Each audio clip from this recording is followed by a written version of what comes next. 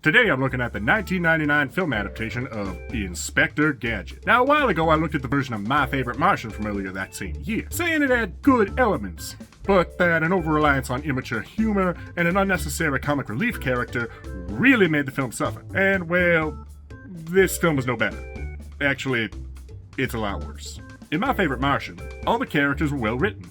Look beyond the bad jokes and you'd find an interesting plot and people you cared about. With Inspector Gadget, well, all of the elements to make me care about the characters are there, but I never feel that they're used to their full extent. John becomes a semi-competent cop by the end of the movie, yeah, but he doesn't seem to really ramp up to it. He just sort of becomes more competent suddenly after his, spoiler alert, death in the third act. He just goes from complete idiot to semi-competent in the span of a few minutes. Penny goes on a bit of an adventure, but it's not really a focal point of the plot, so it just feels sort of shoved in there as a way to pay tribute to the show, you know?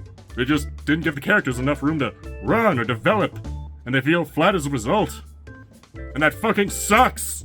The immature humor in My Favorite Martian is gone, yes, but it's been replaced by humor that is just not funny. And to make things worse, instead of just coming out of primarily one comedic relief character, it now comes out of an unnecessary comic relief character, the main hero, and the villain's two sidekicks. A lot of this happens pretty much back to back, so you're never far away from a bad joke in this movie that's just not funny. So, hooray!